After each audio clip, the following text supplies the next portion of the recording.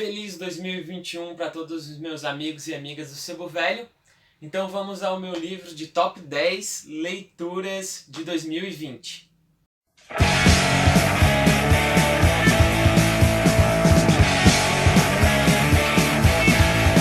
Bom, pessoal, montei uma lista aí de 10 melhores leituras, as 10 melhores experiências literárias desse ano de 2020. Muita gente gosta desse tipo de vídeo, eu gosto também, pois é um exercício da gente classificar aí o que a gente achou de mais legal dessas páginas que a gente passou no ano passado. O critério que eu estabeleci para fazer essa lista foi retirar alguns clássicos absolutos, grandes nomes da literatura como Machado de Assis, Dostoiévski, Tolstói, dela, para fazer uma lista com nomes não tão conhecidos, nomes contemporâneos, muitos dos autores aqui ainda estão vivos, e que são livros que me mexeram muito comigo, que eu gostei muito da experiência de ler, tanto quanto esses grandes clássicos, né, tipo Crime e Castigo, Memórias Póstumas de Brás Cubas e tudo mais. Então, sem mais delongas, para não ficar muito grande o vídeo, vamos iniciar logo essa lista. O primeiro livro da lista é Relato de um Certo Oriente, do Milton Ratum. Livro curtinho, publicado pela Companhia das Letras. É o primeiro livro do Milton Ratum, que ele publicou lá em 89, se eu não me engano. Já foi vencedor do Prêmio Jabuti com ele. Uma história belíssima que eu escrevi lá no Sebo sobre ela. Fiz uma thread de posts sobre esse livro. Um livraço, tá, gente? Vai contar a história de uma mulher que retorna do exterior para Manaus a fim de encontrar a matriarca da família dela, e a partir disso o Milton Ratum vai fazendo uma reconstituição da memória familiar dessa mulher e de todos os seus familiares de origem libanesa que migraram lá do Líbano para Manaus.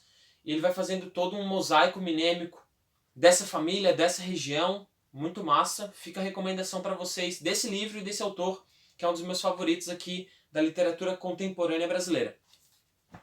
O nono livro da lista não está na minha pilha, porque eu li em PDF, li no Kindle. É o livro de contos da Silvina Ocampo, argentina, chamado A Fúria. Cara, Silvina Ocampo foi uma grande descoberta para mim esse ano que passou, de 2020. Foi o primeiro livro dela publicado aqui no Brasil.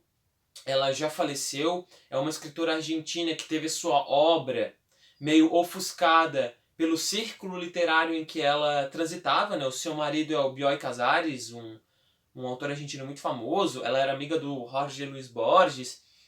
Então meio que ficou um pouco de escanteio a literatura dela, e houve um grande trabalho, principalmente no exterior, de resgatar os livros dela. E aqui no Brasil começou com o lançamento da Companhia das Letras ano passado, A Fúria. São contos maravilhosos, surrealistas, contos perturbadores, que mexem bastante com o leitor, mas todos são histórias curtas. Algumas dariam filmes, tá? De tão boas e de tantas reviravoltas que tem. É uma literatura que me fisgou logo de início, uma escritora que eu já quero ler tudo que for traduzido dela aqui para o português, tá? Então fica a dica, quem gosta de contos, quem gosta de contos perturbadores, surrealistas, fica a dica da Silvina Ocampo. O oitavo livro da nossa lista é Estrela Distante, do escritor chileno Roberto Bolanho. Meu primeiro contato com a obra desse escritor, que eu já estou amando muito. Nesse livro, Roberto Bolanho vai contar a história de um jovem chileno que, anos antes da ditadura do Pinochet, circula pelas oficinas literárias do Chile. Lá encontra um Roberto Luiz Tagle, que é um grande poeta que frequenta ali junto com eles esses círculos, um cara meio misterioso. E assim que explode o golpe do Pinochet e vários poetas começam a ser caçados, surge um poeta aviador, Carlos Weider, que fica espalhando mensagens no céu do Chile, mensagens misteriosas, poemas misteriosos, e fica revolucionando a poesia chilena. A partir disso, esse protagonista sem nome... Mentira, tem nome, Arthur Belano, se eu não me engano. O protagonista do Estrela Distante vai começar a seguir os rastros desse Carlos Weider e ver que ele é a mesma pessoa que o Roberto Luiz Tagle, aquele poeta misterioso que frequentava algumas oficinas literárias com o protagonista desse livro. e a partir desse casamento entre essas duas figuras até então distintas, que se descobre ser a mesma coisa, Roberto Bolanho vai começando a trabalhar a relação de literatura, violência, cultura e tudo mais. É um livraço, o cara escreve muito bem e eu já virei fanboy dele. 7º livro da nossa listinha foi enviado pela TAG Curadoria, é o Afirma Pereira, do escritor chamado Antônio Tabucchi. Livro que conta a história do Pereira, um jornalista português. Já tem resenha aqui no canal, então não vou me alongar. Vou deixar o link para vocês, assistam, que tá bem legal, sintetiza bem o que é o livro. A maneira como foi escrito esse livro, a história em si, a simplicidade com o qual o Antônio Tabucchi trabalha o desenrolar desse livro, cara, é muito legal. Eu adorei mesmo, tá? Expandiu as minhas possibilidades de escrita, digamos assim. Muito bom. 6º livro da nossa lista é esse, A Terceira Vida de Grace Copeland, da Alice Walker. Um livro arrebatador. Primeiro livro publicado pela Alice Walker, a escritora negra dos Estados Unidos, que escreveu esse primeiro livro sobre o Grace Copeland, um personagem negro que mora em uma fazenda nos Estados Unidos, e a história dele com a sua família. É um livro sensacional, que a todo momento que eu abria, eu já estava imersivo naquele ambiente meio rural que se passa a história. Eu achei fascinante a coragem da Alice Walker de trazer esses protagonistas e mostrar essa família se autodestruindo e, ao mesmo tempo, em pequenos momentos, mostrar a força dos protagonistas, dos personagens que aparecem, a capacidade de resiliência, digamos, deles, de superação. É um livro, assim, cara, que eu achei sem precedentes, tá? Dei 5 estrelas, é um livro sensacional, me fez querer ler A Cor Púrpura, que é o livro mais famoso da Alice Walker. Então eu recomendo A Terceira Vida de Grace Copeland para vocês. Já foi publicado fora da tag, então dá para achar aí nas livrarias. Vocês vão amar, tá? Me surpreendeu muito, que eu achei que Grace Copeland ia ser o protagonista desse livro. Ele de certa forma é, mas é interessante como o protagonismo na história vai alterando durante a narrativa. Isso, cara, eu achei fantástico, tá? Recomendo para vocês. 5º livro da nossa listinha, chegamos no top 5, é Minha Vida de Rata, de Joyce Carol Oates. Um livro bem grande que a TAG enviou pra gente. A Joyce Carol Oates é uma das mais prolíficas escritoras norte-americanas, cotada para receber o Nobel e tudo mais. E eu estava muito curioso para conhecer a narrativa dela. Em Minha Vida de Rata, a gente vai acompanhar a história da Violet Rue, uma menina que vê seus irmãos e o seu pai embrenhados assim naquele machismo estrutural, e por delatar o crime cometido por 2 dos seus irmãos, ela é retirada da família, ela é banida da sua família pelo próprio pai, pela própria mãe, pelos irmãos, e a partir disso sua vida vai sendo demarcada por violências, por restrições, cara, só por tragédia, que daria uma novela mexicana de dramas assim, sem pé nem cabeça, mas que por causa da escrita da Joyce Carol Oates e da sua capacidade, cara, de criar uma estrutura narrativa para esse livro, para essa história trágica de vida da nossa personagem principal, torna fantástico esse livro. A descrição que ela faz da violência que a Violet Rue vai passando durante sua vida, as mazelas que ela vai tendo que enfrentar no decorrer da passagem dos anos, é tudo muito bem escrito, faz a gente sentir a dor da Violet Rue, faz a gente sentir com ela todas as percas que ela teve, todos os ferimentos que ela vai tendo durante a vida. É um livro muito bom, com um final muito simples, mas muito bonito também, e muito realista. Recomendo para vocês qualquer coisa dessa mulher, porque ela escreve demais. Muito, muito. E tem muita coisa dela publicada aqui no Brasil. 4º livro da nossa listinha é esse, Todos os Nossos Ontens, da Natalia Ginzburg.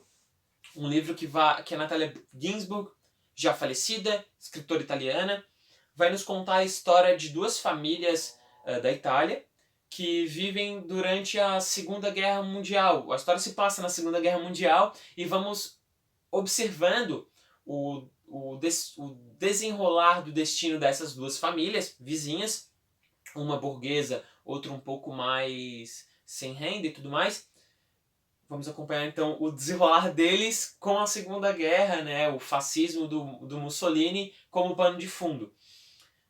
Eu amei esse livro. Cara, os personagens ficam na nossa cabeça, a gente cria uma empatia imensa pela Ana, que é a personagem, pelo Adriano, pelo Emanuel, que é o vizinho dela. É muito lindo e tem um final que esses dias eu abri para ler o último capítulo desse livro que faz chorar, assim. É muito, muito bonito. A Natalia Ginzburg escreve maravilhosamente bem, eu amei a forma como ela escreve. E tem bastante coisa dela traduzida aqui pro Brasil pela Companhia das Letras, então se estiverem interessados, fica a dica. O fenômeno literário da Itália agora é a Elena Ferrante. Então a Elena Ferrante já disse que é super fã da Natalia Ginzburg, que a Natália é uma inspiração para Helena Ferrante. Então, não conheci a obra da Helena Ferrante ainda, mas se você gosta, talvez conhecer a Natalia Ginzburg seja uma boa dica para vocês. Top 3, vamos ao pódio então aqui da nossa lista de melhores leituras de 2020. Com o medalhista de bronze, Ruído Branco, de Don DeLillo, a obra-prima desse escritor americano. Cara, um livro que eu amei. Já tem resenha dele aqui no canal, então não vou falar mais nada dele para eu não me cansar. Eu só sei que eu já recomendei esse livro para um amigo meu, ele emprestou para a mãe dele, ambos amaram. Cara, é um livraço, tá, gente? Fica a dica para vocês. Não percam a oportunidade de conhecer Don DeLillo e não percam a oportunidade de ler Ruído Branco, que eu garanto que vocês vão dar ótimas risadas, vão fazer bastante reflexões. É um livraço e assiste a minha resenha lá. Medalhista de prata, o que é uma pena porque ele merecia uma medalha de ouro. Foi a minha leitura de O Último Grito, do Thomas Pynchon, minha segunda obra desse grande escritor americano, que já é um dos meus favoritos da vida. Eu havia lido o lote do Leilão 49, já esgotado, nas livrarias, e depois peguei O Último Grito, 600 e poucas páginas de muita paranoia pinchoniana que eu resenhei com a melhor introdução que você vai ver aqui no YouTube. E vou deixar o link lá embaixo para você ver a minha resenha aqui no canal do Último Grito. É a minha segunda melhor leitura do ano, de verdade. Não à toa tem a resenha aqui no canal. E, pelo que eu vi, é a terceira resenha desse livro nos booktubers brasileiros, tá? Tem um no Livrada, tem o canal de um outro rapaz que eu não conheço, e depois tem o meu. Então, olha aí, ó. São poucas pessoas que falam desse livro, e o Sebo Velho está demarcando seu espaço, fincando a sua bandeirinha nas magnânimas obras do Thomas Pynchon. E agora, minha melhor leitura de 2020 não poderia ser diferente. É um livro de Cormac McCarthy que se tornou o meu escritor favorito, Todos os Belos Cavalos. A obra que deu a ele o National Book Award, que fez o início do resgate do gênero western na obra do McCarthy. Todos os Belos Cavalos é um livro que parece que foi escrito para mim. Ele conta a história do John Grady, um jovem que sai a cavalo do Texas para o México junto de seu amigo, pois a sua mãe quer vender a fazenda do seu falecido avô, e o sonho do John Grady é ser um fazendeiro no Texas, como nas histórias que seu avô contava para ele. A partir desse jornada entre o John Grady e o Rawlins, o seu amigo, vamos acompanhando o desenvolvimento desse personagem e tudo que acontece com a chegada dele no México, com a constatação de que os seus sonhos não podem ser realizados, de que aqueles heróis que ele escutava o seu avô falando talvez não tenham mais possibilidade de existir no mundo moderno que conhecemos hoje. E toda essa história é nos apresentada pela narrativa maestral do Cormac McCarthy, tá? Que é um escritor que escreve do jeito que eu gosto de ler, e eu poderia ler a lírica do McCarthy, essa escrita dele, pro resto da minha vida, porque é maravilhoso. Mas então é isso, pessoal. Esses foram as minhas 10 melhores experiências literárias do ano de 2020. Espero que vocês tenham gostado. Tentei fazer rápido, tá? Para não ocupar muito tempo de vocês, não fazer um vídeo muito grande. E espero que vocês tenham pego boas dicas aqui. Mas se você gostou e já tá com pena que o vídeo acabou, espera que eu deixei um bônus pro final. Esses foram minhas melhores 10 leituras do ano, mas eu deixei duas de fora, que também entram aqui nessa lista. E não quis botar porque é porque tava muito mainstream, todo mundo tava botando como melhor leitura do ano. E eu acho que quem acompanha um pouco mais os lançamentos e essa questão de listas e prêmios já sabe que é realmente um livro para ser melhor leitura do ano de todo mundo mesmo. Então eu vou botar aqui minhas duas menções honrosas, tá bom? Pra vocês. Vai lá. Primeira menção honrosa vai para Torto Arado, do Itamar Vieira Júnior, que eu li agora em dezembro, quase terminando o ano, e pude constatar que tudo que falam sobre esse livro, tudo que eu li pelo menos, é verdade, cara. É uma obra maravilhosa. Eu já quero ler tudo que o Itamar Vieira Júnior publicar, porque, cara, ele escreve muito bem. Ele narra muito, de uma maneira muito gostosa, muito saborosa a história dele. Nesse livro aqui ele vai contar a história de vida de duas meninas que moram aí no Recôncavo Baiano, eu acho, sim, mais pro sertão do Brasil. E num determinado cena da infância delas, um acidente faz com que uma delas perca a língua. Então a gente vai acompanhar o desenvolvimento dessas duas meninas se tornando moças. E uma das irmãs é a voz da outra. E o livro não termina por aí, porque o destino delas vai mudar bastante, mas nunca vai deixar de estar atrelado a esse fio de corte que talhou a voz de uma delas.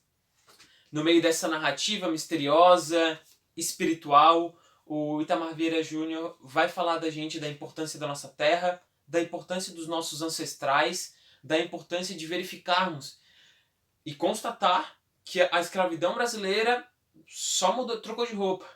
Que nos lugares aqui do Brasil, o trabalho análogo à escravidão, muito próximo a ela, e ainda está presente, ainda está com força.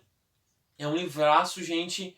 Parece que os direitos autorais já foram comprados por uma série ou por um filme e eu não poderia estar mais ansioso.